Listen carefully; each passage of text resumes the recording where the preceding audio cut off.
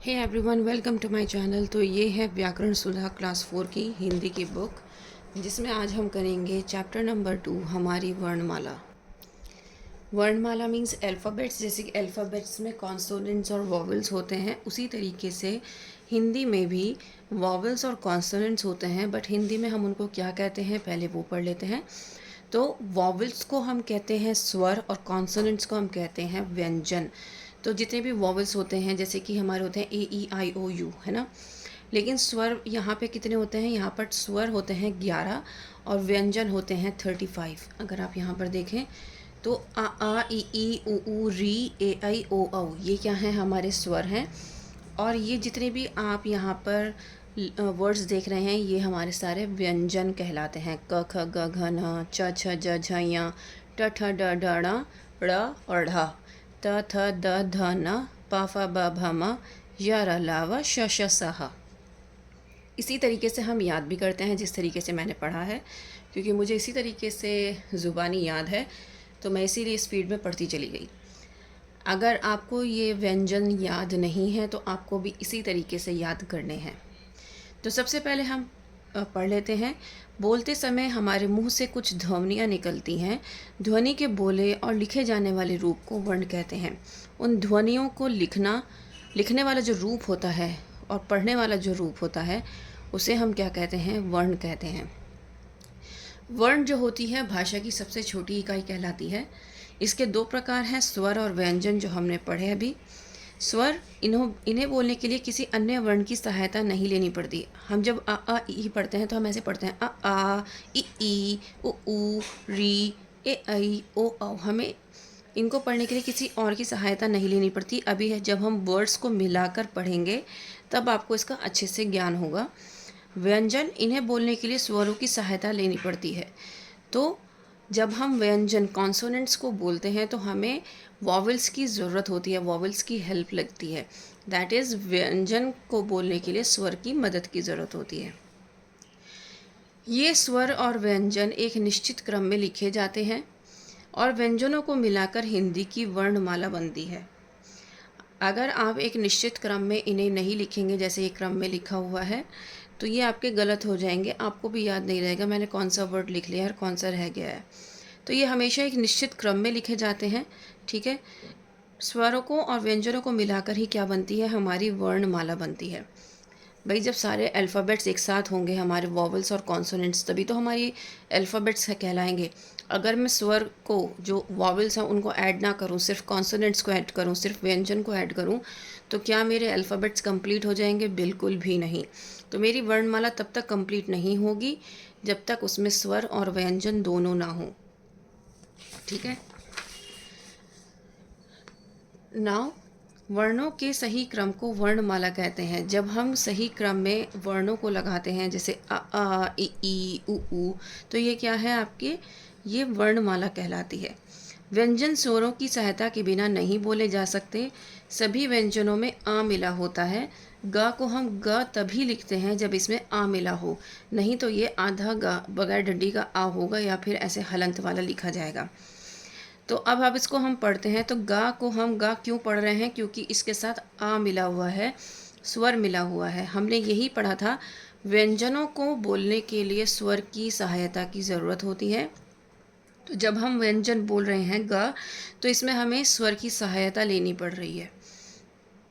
जब किसी व्यंजन में आ नहीं मिला होता तो उसके नीचे एक तिरछी रेखा ऐसे हलंत लगाई जाती है। इसे हल चिन्ह भी कहते हैं। किसी शब्द के वर्ण को अलग करना वर्ण विच्छेद कहलाता। विच्छेद का मतलब होता है अलग करना। क्योंकि हम वर्णों को अलग कर रहे हैं तो वर्ण विच्छेद। बादल, सो ब बड़ा आ, द अ ल अ, ठीक है। देखो यहाँ पर आ की मात्रा थी तो इसलिए मैंने बड़ा आ लगाया। हमेशा हम जो ये लगाएंगे, ये सारे हमारे क्या हैं, ये सारे हमारे स्वर हैं, ठीक है। च ई र ई या आ, यहाँ पे मैंने ई, छोटी ई क्यों लगाई, क्योंकि चा पे भी छोटी ई की मात्रा है, ड़ पे भी छोटी ई की मात्रा है।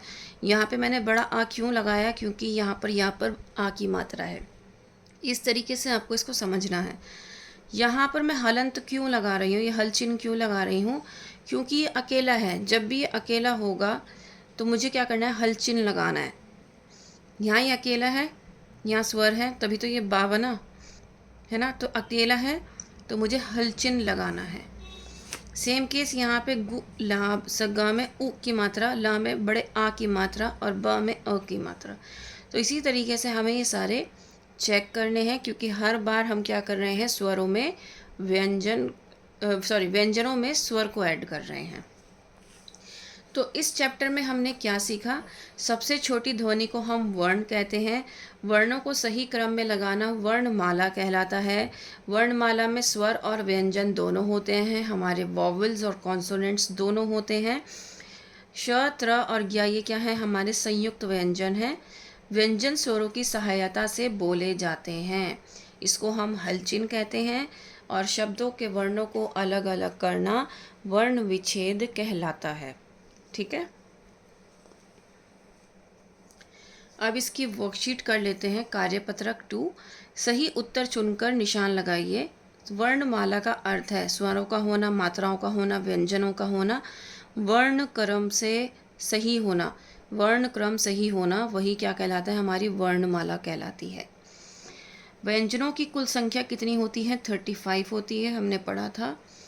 अक्षय तथा डैश तथा डैश अयोगवाह है, तो अयोगवाह यहाँ पे अंग और आहा है, अक्षय और त्रा नहीं है, क्योंकि ये हमारे संयुक्त अक्षर कहलाते हैं, संयुक्त व्यंजन अक्षय और त्रा।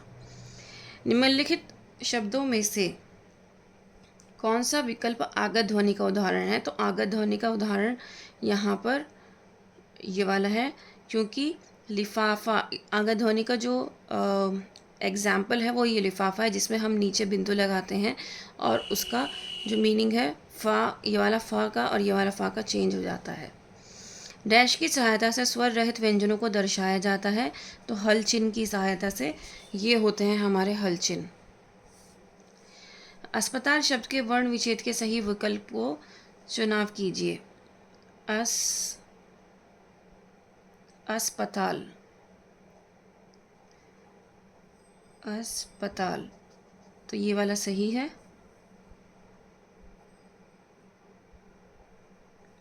क्योंकि यहाँ पर आधा सा है तो आपको याद रखना है उसमें आ नहीं जुड़ेगा, तो लास्ट वाला सही होगा, थर्ड वाला नहीं होगा। आधा सा आएगा तो लास्ट वाला सही होगा। डैश के मेल से बने संयुक्त व्यंजन का उदाहरण दीजिए।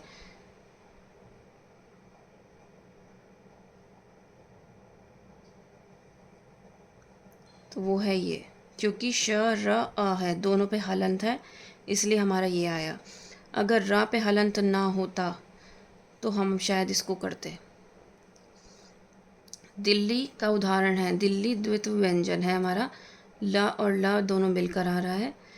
निम्नलिखित शब्दों में से किस में रा और उसके रूपों का प्रयोग नहीं हुआ है? रक्षा, धर्म, भ्रम और ग्रह में। निम्नलिखित विकल्पों में से पत्थर शब्द किसका उदाहरण है? तो पत्थर जो है वो संयुक्त व्यंजन है।